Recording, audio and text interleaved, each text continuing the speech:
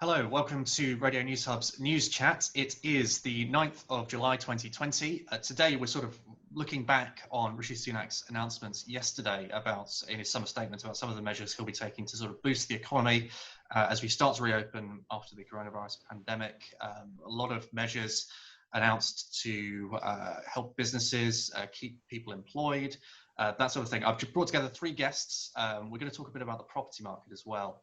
So I'm joined by Craig Beaumont, who's from the Federation of Small Businesses, Matthew Maloney, who's the head of new homes at Colliers International, and Jonathan Hopper, who is CEO at Garrington Property Finders. So hello to you all. Thanks for joining me. I'll start with you, Craig. I wanted to ask you sort of about your highlights and maybe some of your lowlights or things you thought were missing from Rishi Sunak's statement yesterday.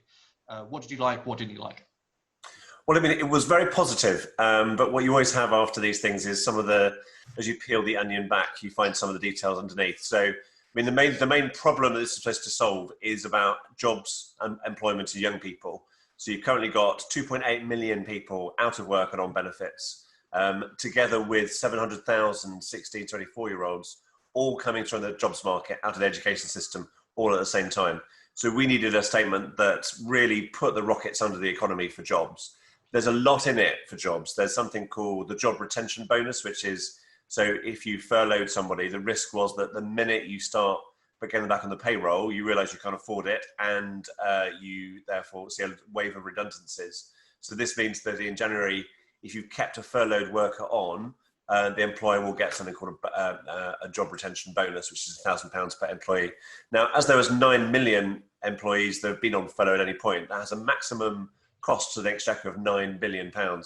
And that is just, in old days, that was so enormous, but this is not of the same scale as the furlough scheme itself, which was so huge, putting in probably 30 billion into the economy. So this is not as big, but there were some other bits as well, like I noticed many of you on jobs, something on apprenticeships.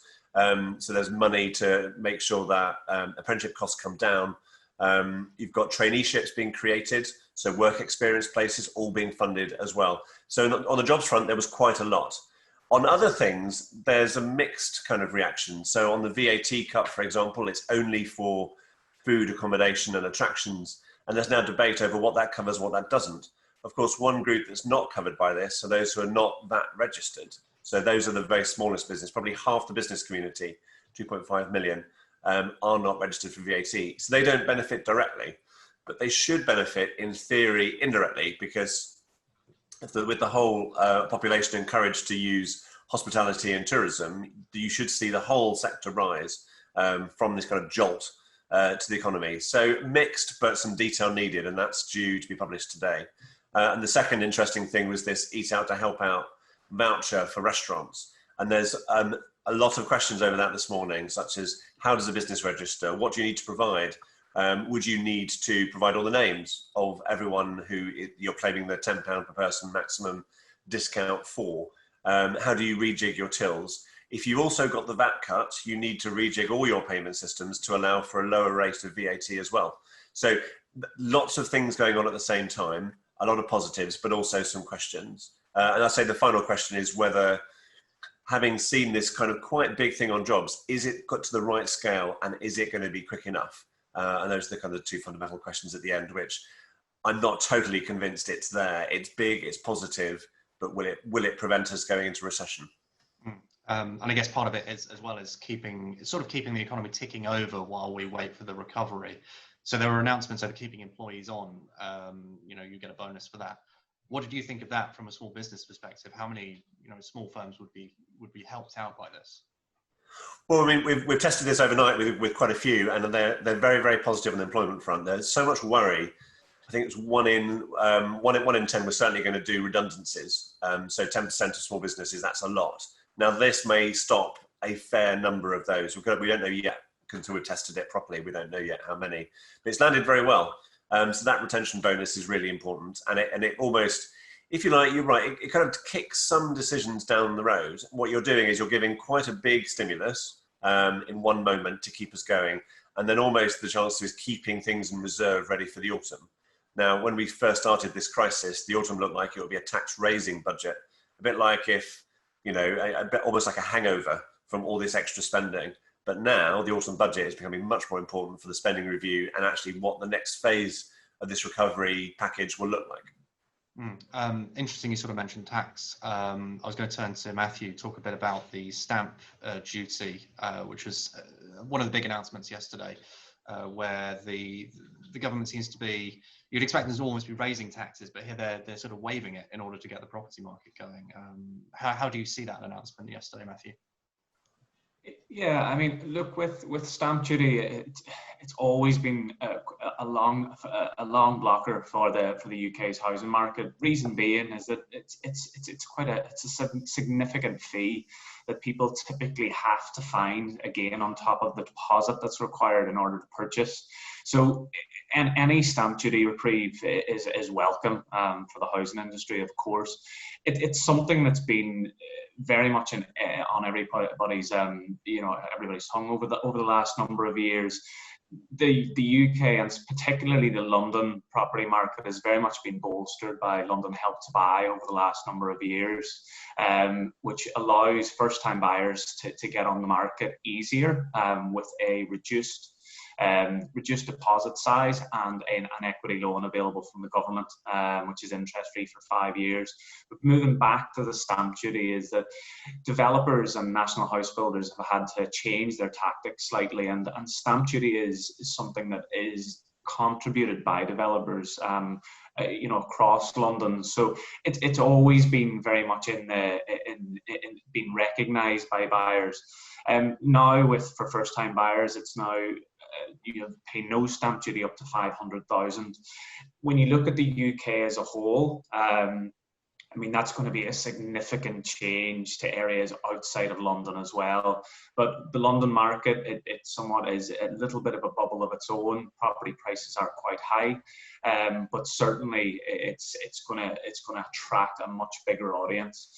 I think over the last number of months, it's been extremely interesting. We had, following the start of the year, following the decision on Brexit and the general election, there was definitely the what people call the Boris bounce, and we definitely saw a huge increase in activity in the months of January through to March. Coronavirus then took hold, and then that very much we went into lockdown, and almost, I mean, there was lots of media speculation out there, people saying sales were happening, some people weren't.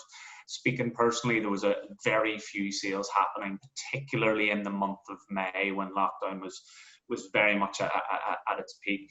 However, there has been a huge amount of inquiry numbers over that time and lots of pent-up demand and interest from buyers, which has been seen with increased sales numbers into June. Going back to the stamp duty again, with a lot of the developments that we work on, Help to Buy is available, and stamp duty contributions is something that the developers do. So what I think that's going to allow for is whether the developers will use that benefit to offer people a little bit more, perhaps, of a discount against their property, and it allows them to get on the market at an earlier stage. There are going to be a number of people who are sitting on the fence at the moment, because particularly, again, first-time buyers, because it's quite simply, it's the biggest purchase that you'll make in typically your lifetime. So people are just jostling around to see what's happening at the moment, but there are some people out there who are seeing this as a time of opportunity, and certainly with the stamp duty change now, this may again give people that little nudge to say now is the time to go ahead for them. I think the negative side is that there is the 3% surcharge for additional property owners in the UK. That has in some way been, it's quite stagnated the market from an investment side for a significant amount of years. That's one element that we think would be something that the government should look at, and also stamp duty at the higher levels. Again, in London, with property sales of over 925,000, this is another area which could be looked at to help promote the market further as well. Jonathan, I wanted to ask you a bit about how you see the market going forward, because Matthew said it there. There's a bit of pent up demand because people haven't really been buying or selling during lockdown. You had this big announcement over stamp duty. Is this a big opportunity for maybe first time buyers, people who've been looking to sell or buy for a while? Do you think this could get people going? I think it will. The big question mark is to what degree. I think some people had already decided that they were moving already. There's nothing like being locked in your own property for 6 weeks to contemplate as to whether actually that is the right property for you. So at the sharp end and what we're already seeing on the ground, the market is actually very, very busy. The Chancellor yesterday made reference to Nationwide's figures and average prices falling into negative territory for the first time in 8 years. Actually, that sort of data, national indices at the moment are quite a risky thing, and I would take a lot of them with a pinch of salt. The reality of what we're seeing in the market is that there is an enormous amount of activity, which is pent-up demand that's been building. But in addition to that, there is new demand. I'd say half of the clients that Garrington's representing at the moment are people that had no idea that they were thinking of moving house this year, but actually lockdown and COVID has created that chain of thought in their mind. What this now does in terms of the stamp duty announcement is that I think it will bring additional people to the market. The big question mark is whether it's going to bring equal number of movers into the market rather than just new buyers, i.e. are we going to see supply increase in the established home market, or is this actually going to conversely push prices up because demand is going to exceed supply? So at the moment, jury's out in terms of how effective a policy it will be. It's certainly headline grabbing, and it's certainly good news for a lot of people because cash is king when it comes to moving home. There's a lot of costs associated with moving home, and this will put cash back in people's pockets. And those that had been contemplating it for some time, I think will take note of this and say, okay, well, now maybe is the moment. We need to get on with this. Housing transactions take months to take place anyway. So I think we will see people coming into the market over the next month, and I think it will increase market activity. I was going to ask you a bit about, you sort of alluded to it there, the number of homes that are for sale, the supply in the market. That's been a problem for many years for many different governments of simply building enough new homes for people to go into.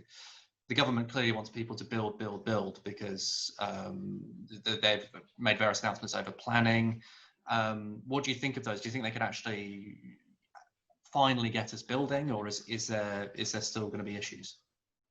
I think you can't ignore the fact that we've got one of the biggest recessions in living memory coming down the track, and the economic data is concerning. And I think for a lot of decision makers and business owners, there is a lot of soul searching at the moment as to what is the right strategy. There was a chain of thought that actually when furlough was putting a sticky plaster on employment, and actually that we were heading for some dark days come Q4, and there was an expectation probably until yesterday afternoon about 12:45 that we were going to be in for a difficult market come Q4 because unemployment was looking like it was going to rise significantly. Job security is obviously directly connected with how confident somebody feels about taking on higher loan and debts. And in terms of the market functioning properly, it requires supply and demand. So I think yesterday changes the rules a little bit. Ahead of that, we've also had Boris Johnson's announcement on Build, and a relaxation of planning rules. And what we may see is actually some commercial buildings that are no longer required being switched across into residential. So that could bring new supply into the market. Ultimately, if a developer is going to speculate on building something, they want to know that there is a market to at the end of that process. I think yesterday's announcement and the stimulus measures that are being brought in, both in terms of securing jobs and also encouraging people to move, are all good for the market. Craig, I wanted to ask you a bit about small businesses and the outlook for later on in the year, because it's going to be tough towards the end of the year, presumably for many, having had this period of taking almost no income. I mean, yes, this is where you need this package to be small business focused. So if you look at the autumn time, if the lockdown hadn't eased I think we will be looking at a very, very serious situation. The easing of the lockdown is the first stage. The recovery, this is, if you like, phase 2. This is the recovery phase. How do you get the economy motoring again? And he's put some elements in place, and we need to see if that survives. There are some people who, of course, have missed out entirely by this announcement, and they've just hit, if you like, just over 100 days of no support, and that's people who are company directors, people who have just started up and therefore don't have a tax return from 1819, people who earn the wrong side of a divided line at £50,000 per year, and people whose majority earnings aren't self-employment. So they've got absolutely nothing.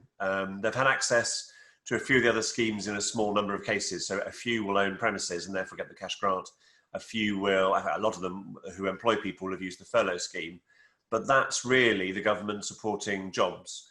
And they've supported jobs and they've supported self-employment, but the people they've missed out are a few 100,000 company directors for themselves. Now, if those company directors don't survive, as in the businesses don't survive, of course, neither will the economic activity they have led, and neither will their employees. So we've been pushing for some help for this group, but the government have really dug in. And 100 days in, this group is feeling particularly cross, particularly neglected. And if the government later does come with tax rises on this group, I think the case is rather weak, because if you say we need tax rises to afford the big support package, and then you tax those small group of people who weren't in any way given any help, I think the case becomes weaker. So that's one group I'm particularly worried about. What about restaurants and cafes and smaller firms that have only just really reopened to customers? If there's a lot of speculation about a second wave or an uptick in the number of coronavirus cases around, they've already taken a huge financial hit from having to close. If they have to shut up shop again, can they be expected to survive? You know, is that reasonable, or is that something? How many of them going to the wall? Yeah, I mean, a second wave, or even this predicted wave of kind of localized kind of hotspots, all of these are going to need extra help, because it's actually going to be tougher. Going into this crisis, it meant the businesses had reserves, they didn't have debt. Coming out of it, they've spent their reserves, and most of them are now very indebted. So, in fact, by the spring next year, when they start paying back some of these huge bounce back loans, for example, you know, there's been billions lent in bounce back loans to 1 million businesses. They won't be able to borrow more. So what do they do? And if there's a second wave or localized lockdown, it will be much tougher. So we're looking for extra support actually for those in those circumstances. And I think the government's open to that. I think the signal from the Chancellor is not that this is the end of support, but more this is the next step. So we've had the first step, and now this is the next step. If there is a localized lockdown, we would like specific targeted support for that, for the small businesses in that area. They also need, one of the lessons from Leicester was proper communication. So it took a long time for them to make the decision of what was happening based on the data for Leicester. And then there were confused messages to the small business community. Should I close? Am I in the area? There was an incorrect map posted of affected areas, for example. So I think there's some lessons learned there as to how you handle the lockdown, and then also what support you put in place after you've furloughed your workers and got them back, after you've reconfigured your business and then shut it down. All these things cost money, and they're not economically productive. Mm. I was going to ask you a bit about this. What's the experience of small businesses been with, their property and their landlords throughout this crisis? Has it been a good experience? Are people looking to upgrade, or has it been something that's been lacking? I think overall it's been lacking. I think we've got some good stories. So, for example, the Arch Company, which used to be part of Network Rail, commercial company, looks after all those small businesses in railway arches. It's the biggest small business landlord in the country. They put forward a rent holiday because they realised that A, all of their places would be shut down, and B, people were just not going to be able to pay. And it wasn't in their interest to pursue for that money. They were more interested in keeping their small business tenants. We had the same with TfL in London, who did the same with their arches as well. So we've got some good examples. Then you move into people who've given, a small rent holiday or rent deferral. Now, rent deferral means, of course, that you pay it later. But that means you've got this big bill kind of stacking up in the distance coming your way. That's better than nothing. And it's a lot better than nothing. but it's nowhere near as good as help from your landlord. So we've asked for, you know, grown-up discussions to take place between small business tenants and their landlords. And also things like the cash grant coming through the business rate system. It goes to the business rates holder, even though it's called a small business grant. And that means that the landlord in some places we've found has actually taken the grant. Now, legally, that's possible. Morally, it is not. And we've tried to make people realize they should pass that on to their small business tenant, because it's the business that's supposed to get the money. However, we've got some landlords who have been very, very sneaky on that and haven't followed through. So we've got some bad practice, some probably neglected practice, and then some small highlights of good practice as well. Matthew, could you give us a bit of perspective from sort of the other end? If you're an owner of a property and you've got a small business tenant, what sort of things have you been struggling with throughout, you know, this pandemic? You obviously, you know, it's good for you to have a business in your property because you're earning money from that, but at the same time, you know, there are lots of questions there over, you know, where the money's coming from and how people can pay. Do you mean, sorry, Matt, do you mean in regards to landlords who have tenants in property? Yeah. It's been, being truthful, we mainly focus on the sales side rather than the letting side. But I mean, in general, from the information which I've received, I mean, most landlords have. It's very much on a, you know, obviously with landlords, whether you're a private tenant, so it's your relationship is directly with your landlord. Conversations can be had. I think again, it very much depends on the type of landlord that you have. There are some out there that, you know, we've seen cases where they've done a holiday as well, but it's purely on themselves. And this is, you know, it typically depends on the relationship between landlord and tenant.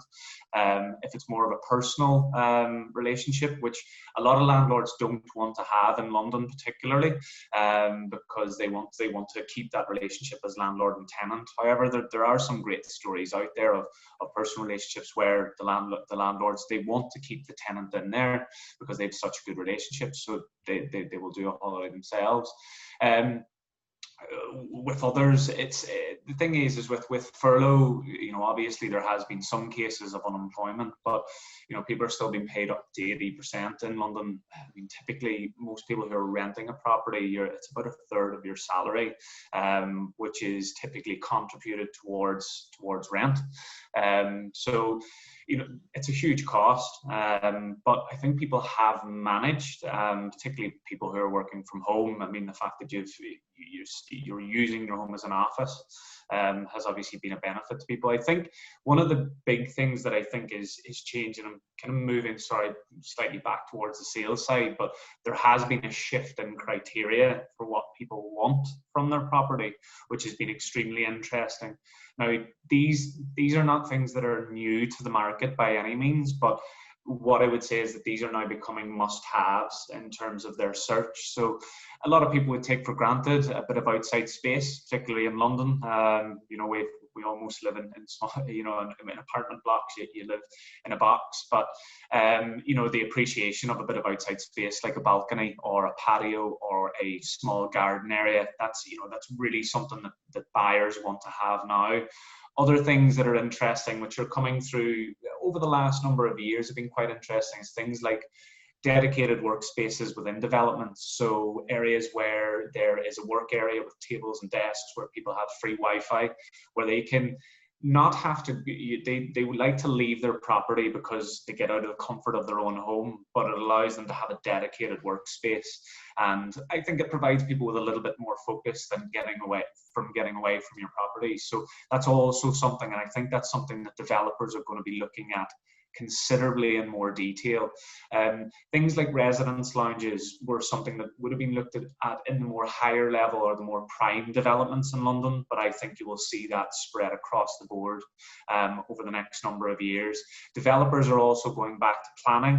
We've had various consultations and meetings with clients who are in planning at the moment, going back to look at unit sizes, whether that be 1, 2 or 3 bed. And for instance, with 1s and 2s, people are looking for a little bit of space, so a dedicated workspace within the flat.